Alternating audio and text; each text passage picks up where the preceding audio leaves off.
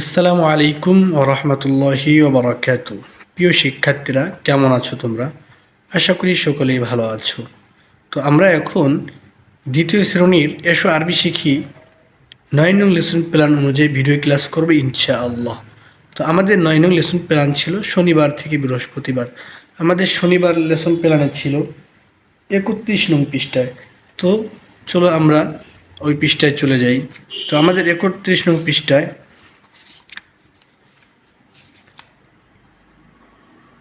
কাইফাত তিলমিজু থেকে আত্তিলমিজু জাকিয়াতুন, অর্থাৎ কাইফাত তিলমিজু থেকে আত্তিলমিজু জাকিয়াতুন এই পর্যন্ত আমাদের পড়া ছিল। তো পড়াটা আমাদের সুন্দরভাবে বাংলা অর্থসহ পড়তে হবে এবং বুঝতে হবে। তো আমি আরবি বলে দিচ্ছি এবং বাংলা অর্থ বলে দিচ্ছি। কাইফাত তিলমিজু, ছাত্র কেমন? আত্তিলমিজু জাকিউন, ছাত্রটি মেধাবী।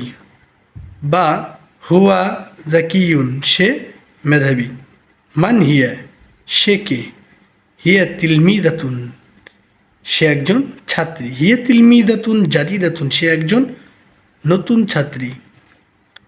কাইফাত তিলমিদু, তিলমিদাতু, ছাত্রটি, এখানে একটু ভুল হচ্ছে। কাইফাত তিলমিদাতু, ছাত্রীটি কেমন? আর তিলমিদাতু জাকিয়াতুন, ছাত্রীটি মেধাবিনী। হিয়া জাকিয়াতুন, সে মেধাবিনী। এই ছিল আমাদের শনিবার লেসন প্ল্যানে। আমাদের রবিবার লেসন প্ল্যানে ছিল কাইফার রজুলু থেকে আল মারআতু শারিফাতুন এই পর্যন্ত পড়া।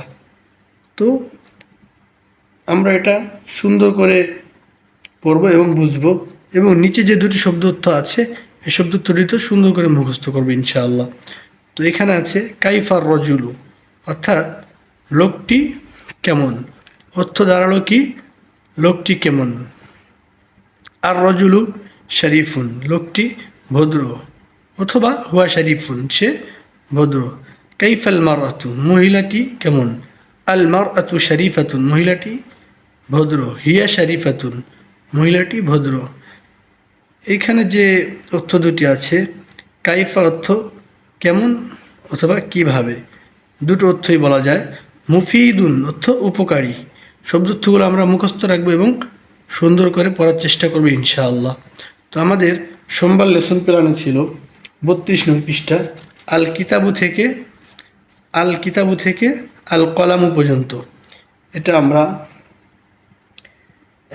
বুঝবো এবং পড়ব।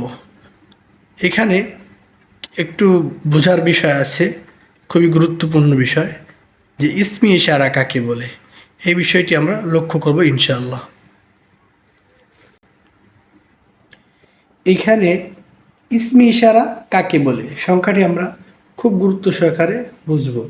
ইসমি ইশারা বলা হয় যে নাম বা শব্দ দ্বারা কোনো ব্যক্তি, বস্তু বা প্রাণীর দিকে ইশারা করা হয়, অর্থাৎ নির্দেশ করা হয়, তাকে ইসমি ইশারা বলে।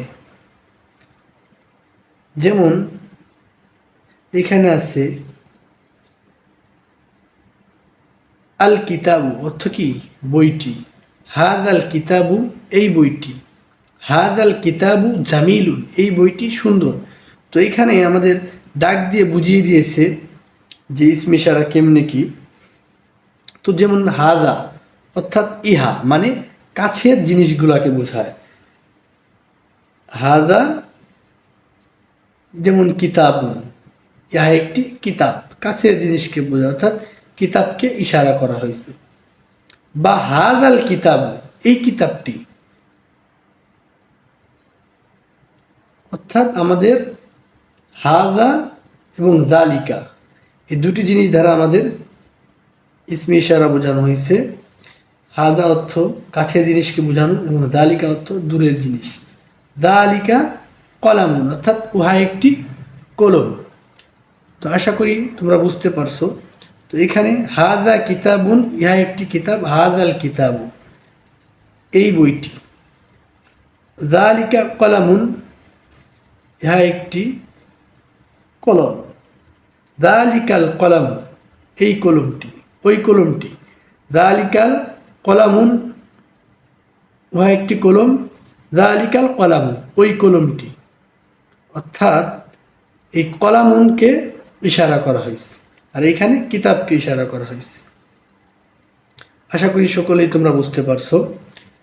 তো আমাদের মঙ্গলবার লেসন প্ল্যানে ছিল কিতাবুন থেকে হাদিহি সাআতুন জাদিদাতুন, এই পর্যন্ত বাংলা অর্থগুলো সুন্দর করে বোঝা এবং পড়া।